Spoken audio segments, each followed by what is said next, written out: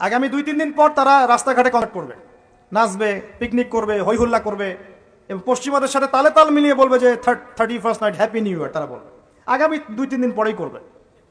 কিন্তু আজকে আরবি মাসের কয় তারিখ বলতে পারবে না। আরবি বর্ষপঞ্জি আছে না, ক্যালেন্ডার, আরবি নববর্ষ কবে, প্রথম মাসটার নাম কি সেটা বলতে পারবে না। রমজান মাস তার আগে কোন মাস, পরে কোন মাস বলতে পারবে না। কিন্তু 31st নাইট তারা চিনে। তারা লাইলাতুল কদর চিনে না, তারা লাইলাতুল কদর চিনে না, 31st নাইট চিনে। আপনি কোন প্রজন্ম তৈরি করছেন দেখেন।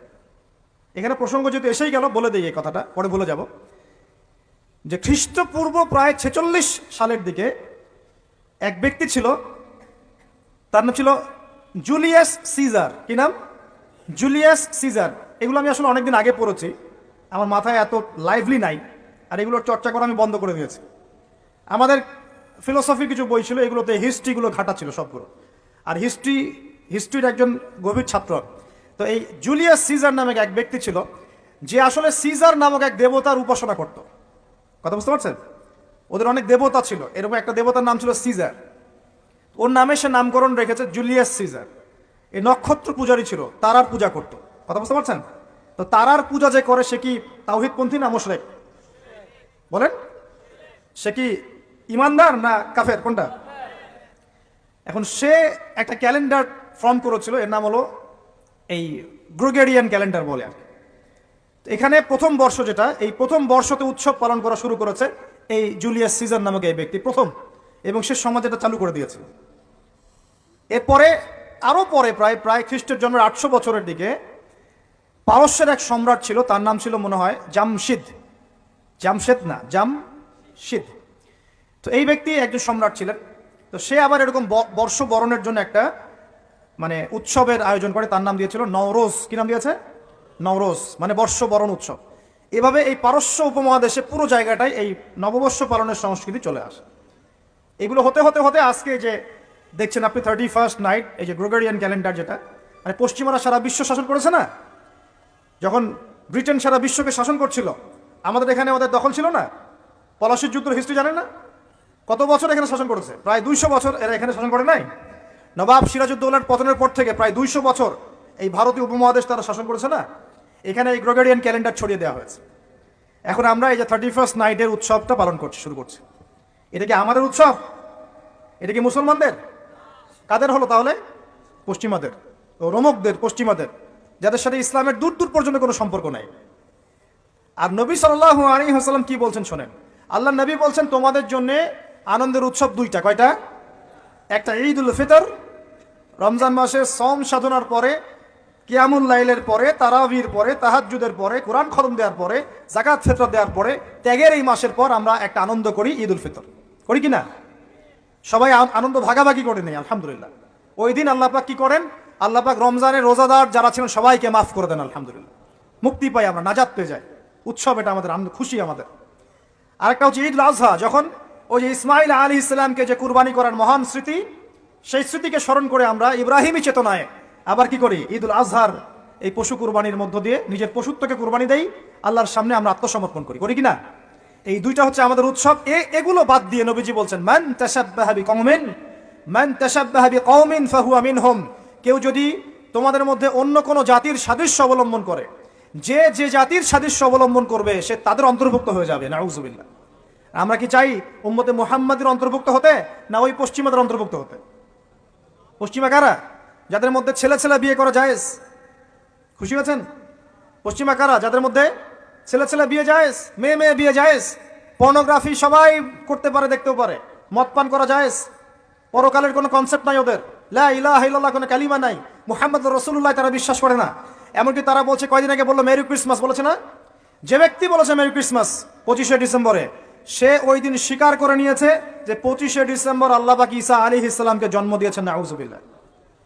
কথা মানে বুঝতে পারছেন না?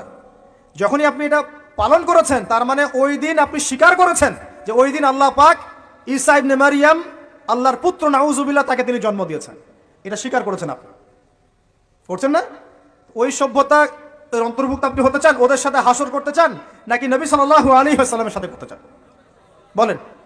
এটা আপনাকে বেছে নিতেই হবে। আপনি মুসলমান হয়ে এটা করতে পারবেন না। ইসলাম এই নামকা ওয়াস্তে পালন করতে পারবেন না। পালন করলে পরিপূর্ণ পালন করতে হবে। উদখুলু ফিস সিলমি কাফা, তোমরা পরিপূর্ণরূপে দিনে প্রবেশ করো, তোমরা পরিপূর্ণরূপে দিনে প্রবেশ করো। নামাজও পড়বো, সুদও খাবো, এদিকে জাকাত দিব, আবার এদিকে আমি ঘুষও নিব, এদিকে আমি হজ উমরাও করবো, আবার এইসব পশ্চিমা সংস্কৃতি ধারণ করব, মাদক খাবো, সুদ খাবো, জেনা করবো, ফ্রি মিক্সিং করবো, এইসব মানে হজবরল ইসলাম পালন করে এই যুগে চলবে না। পরিপূর্ণ ইসলাম পালন করতে হবে। আল্লাহ পাক তৌফিক দান করুন। পরিপূর্ণ ইসলাম পালন করতে গেলে কি আমরা এই উৎসব পালন করতে পারবো? এক নাম্বার দেখালাম যেটা ওই জুলিয়াস সিজারের চালু করা এটা পদ্ধতি, নওরোজ যেটা ওই জামশিদের চালু করা পদ্ধতি। আর আমরা মুসলমান হয়ে কিভাবে আমরা অগ্নি পূজারীদের, পশ্চিমাদের এবং ইহুদি নাসারাদের সংস্কৃতি কেমন করে ফলো করতে পারি? আমরা কি সম্ভব? আর নবী যখন বলে দিচ্ছেন মান তাশাব্বাহা বিকওমিন ফাহুয়া মিনহুম, যে যে জাতির সাদৃশ্য অবলম্বন করবে সে তাদের অন্তর্ভুক্ত হয়ে যাবে, তাদের সাথে হাসর হবে। আমি কি তাদের সাথে হাসর চাই নাকি নবীর সাথে হাসর চাই? এবার আল্লাহ পাক কি বলছেন সেটাও শুনে নেন, তারপরে সামনে যাই। খুব গৌর করে শোনেন। আল্লাহ পাক সূরা মাঈদার 51 নম্বর আয়াতে বলছেন। কত নম্বর আয়াত বলেন? কোন সূরা? সূরা মাঈদার কত নম্বর আয়াত? আয়াতটা ভালো করে হজম করেন। আল্লাহ পাক বলছেন ইয়া আইয়ুহাল্লাযীনা আমানু, হে মুমিনগণ। মুমিন কারা? আমরা মুমিন না? আমরা আল্লাহ বিশ্বাস করি না? ফেরেশতায় বিশ্বাস করি না? আসমানি কিতাবে বিশ্বাস করি না? নবী রাসূলে বিশ্বাস করি কিনা? আমরা পরকালে বিশ্বাস করি? আমরা কি ভাগ্যের ভালো মন্দ বিশ্বাস করি? আলহামদুলিল্লাহ আমরা মুমিন ইনশাআল্লাহ। বলেন আলহামদুলিল্লাহ। এই মুমিনদেরকে আল্লাহ পাক বলছেন ইয়া আইয়ুহাল্লাযীনা আমানু, হে মুমিনগণ, লা তাত্তাখিযুল ইয়াহুদা ওয়ান নাসারা আউলিয়া, তোমরা ইয়াহুদ এবং নাসারাদেরকে বন্ধুরূপে গ্রহণ করো না। বা'দুহুম আউলিয়াউ বা'দ, তারা একে অপরের বন্ধু।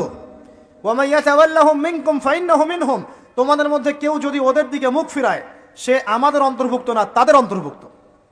ইন্নাল্লাহা লা ইয়াহদিল কওমাজ জালিমিন, আর আল্লাহ পাক এই জালেমদেরকে কখনো হেদায়েত করবেন না। মানে আমরা যদি ওদের অন্তর্ভুক্ত হয়ে যাই আমরা জালেম হয়ে যাব, আর এই জালেমদেরকে আল্লাহ পাক হেদায়েত করবেন না।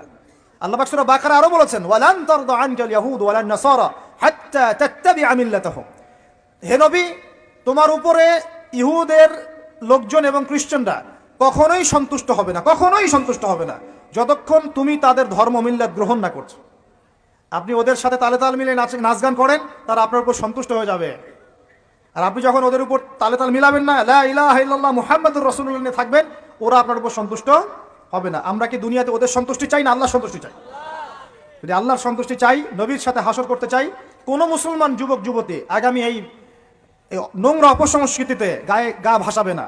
এই দিনে কোনো কনসার্ট চলবে না, এই দিনে কোনো বেহায়াপনা হবে না, এই দিনকে কেন্দ্র করে কোনো রকমের এই পিকনিক বা ঢাকঢোল পিটানো আর এই যে তোমাদের সাউন্ড বক্সে গান বাজানো কোনো কিছু চলবে না ইনশাআল্লাহ। পারা যাবে? মনে রাখবে এই কাজটা ছোট নয়, করার মধ্য দিয়ে আপনি কুফর করছেন। কুফর, আপনি আল্লাহর নবীর হাদিসকে অস্বীকার করছেন, আল্লাহর কোরআনের আয়াতকে অস্বীকার করছেন, আপনি আল্লাহর দুশমনদের সাথে খুশি পালন করছেন। সুবহানাল্লাহ। আল্লাহর যে দুশমনরা সারা বিশ্বে মুসলিমদের উপর নির্যাতনের স্টিম রোলার চালাচ্ছে, ওদের সাথে তালে তাল মিলিয়ে আপনি বলছেন হ্যাপি নিউ ইয়ার, মাশাআল্লাহ, আস্তাগফিরুল্লাহ, তওবা আস্তাগফিরুল্লাহ, আল্লাহ পাক মাফ করুন। এবার দেখেন এটা কি আমাদের দেশেরও সংস্কৃতি? এই জিনিসটা কি আমাদের দেশের সংস্কৃতি? বাঙালি ভাষা, বাঙালি জাতি, বাংলা ভাষা আমাদের প্রাণের যে ভাষা এবং দেশ এবং মাতৃভূমি, এদের সাথেও কি এটা সম্পৃক্ত? এদের সাথেও কি এটা যোগসূত্র আছে? এটা ধার করা সংস্কৃতি, কথা ঠিক কিনা? তো ধার করা সংস্কৃতির চর্চা আমরা বাংলার মাটিতে কেন করব? আমাদের বাংলা সংস্কৃতি নাই? আমরা বাঙালি না? আমাদের ভাষা নাই? আমরা ভাষা নিয়ে গর্বিত না? কেন আমরা আমাদের ভাষায়, আমাদের দেশে, আমাদের জমিতে অন্যের সংস্কৃতি এনে ওইসব ভাষার গান আমরা কেন চালু করব? ওইসব ভাষায় আমরা ঢাকঢোল কেন পিটাবো? আমাদের নিজস্ব সংস্কৃতি নাই? আছে কি নাই? এবার আসেন আরেকটা পয়েন্ট দিয়ে শেষ করি এই লেকচারটা। সেটা হলো একটা বছর যে চলে গেল, একটু মনোযোগ দাও এদিকে। একটা বছর যে চলে গেল, এক বছর চলে যাওয়াতে কি আমার খুশি হওয়া উচিত না কষ্ট পাওয়া উচিত? মনে করেন আপনার 60 বছর হায়াত আছে বা আমার 60 বছর হায়াত আছে, কথার কথা বলছি। এখন এক একটা বছর যে চলে যাচ্ছে, আমি কি মৃত্যুর দিকে একটু একটু করে আগাচ্ছি না? আপনি আগাচ্ছেন না কি ভাই? কথা বলেন, আগাচ্ছে কি না? তাহলে আমরা একটা বছর চলে যাচ্ছে মানে কি আমরা একটা একটা করে ধাপ আগাচ্ছি কবরের দিকে। এখন আমার জীবন থেকে 2022 সালটা চলে গেল, তার মানে এক বছরে আমি কতটুকু নামাজ পড়লাম, কতটুকু রোজা রাখলাম, কতটুকু তসবিহ তাহলিল করলাম, কতটুকু দাওয়াতি কাজ করলাম, দিনের জন্য কতটুকু কি করলাম, এইটা ফিকির করা উচিত না আমার? আমার জীবন থেকে একটা বছর চলে গেল মানে আমি কবরের দিকে এক ধাপ এগিয়ে গেলাম। এখন এগিয়ে যাওয়ার খুশিতে আপনি আজকে উৎসব পালন করছেন। আস্তাগফিরুল্লাহ, কি বুদ্ধি মাথায়! দেখেন, জীবন থেকে একটা বছর হায়াত কেটে পড়ে গেল, এটাতে সে খুশি হয়েছে, এবং খুশি হয়ে সে উৎসব পালন করছে, কনসার্ট করছে, ঢাকঢোল পিটাচ্ছে এবং পিকনিক করছে। কত বুদ্ধি মাথায়! মৃত্যু কাছাকাছি আসলে কি মানুষ খুশি হয় না কষ্ট পায়? মৃত্যু কাছাকাছি আসলে মানুষ কি খুশি হবে নাকি আরো চিন্তা করবে, হায় আফসোস, 1 বছর যদি আরো ভালো কাজ করতে পারতাম আরো ভালো হতো? কোনটা বলেন? আফসোস হবে না? অবশ্যই হবে। হ্যাঁ, তার মানে এখন আপনি যদি কিছু করতেই চান, এই 31st নাইটে যদি আপনি কিছু করতেই চান, তাহলে আমি বলবো, আমার পরামর্শ, সুন্দর করে ওযু করে আইসে আপনাকে জায়নামাজে দাঁড়াতে হবে। দাঁড়ায় 2 রাকাত নামাজ পড়ে চিন্তা করবেন, আল্লাহ 1 বছর যে চলে গেল, আমি এই গত বছরে কি করলাম? দিনের জন্য কি করলাম? দুনিয়ার জন্য কি করলাম? পরিবারের জন্য কি করলাম? কতটুকু জ্ঞান অর্জন করলাম? কয়টা কোরআনের আয়াত শিখেছি 1 বছরে? কয়টা হাদিস শিখলাম? কয় ওয়াক্ত নামাজ ঠিক মতো পড়লাম? রমজানের সম রেখেছিলাম কিনা? দান সৎকা করেছিলাম কিনা? সৎ কাজে আদেশ করেছিলাম কিনা? অসৎ কাজে নিষেধ করেছিলাম কিনা? এই ফিকির করতে পারেন আপনি বসে বসে। যদি করতেই হয় কিছু, তাহলে এটা করতে হবে। অন্য কিছু করার সুযোগ আছে? উচিত হবে? একই তো আমাদের দেশের সাথে এই সংস্কৃতির কোনো সম্পর্ক নাই, এটা দেশদ্রোহিতাও হচ্ছে। আবার ইসলামের সাথেও এর দূরত্ব কোনো সম্পর্ক নাই, ইসলামের সাথে দ্রোহিতা করা হচ্ছে। তাহলে বলেন, আমরা যদি আল্লাহ এবং তার রাসূলের সন্তুষ্টি চাই, তাহলে আমরা কি আল্লাহ এবং তার রাসূলের শত্রুদের সংস্কৃতি গ্রহণ করতে পারি? আল্লাহ পাক আমাদের সবাইকে বোঝার তৌফিক দান করুন। প্রিয় ভাইরা, যারা এই লেকচার শুনবেন, অনলাইনেও চলে যাবে ইনশাআল্লাহ, যাদের কানে এই লেকচার যাবে, যদি কিছু করতেই হয়, জায়নামাজে দাঁড়িয়ে, ওযু করে জায়নামাজে দাঁড়িয়ে 2 রাকাত নফল নামাজ পড়ে তওবা করতে পারেন আল্লাহর কাছে, আল্লাহ 1 বছর চলে গেল, কি করতে পারলাম জানি না, আল্লাহ আমাকে পরের বছরটা আরো ভালো করে দিনের জন্য কাজ করার তৌফিক দান। এইটুকু করা যাবে না? যদি করতে চান এতটুকু করেন, এর বাইরে কিছু করতে দেন না।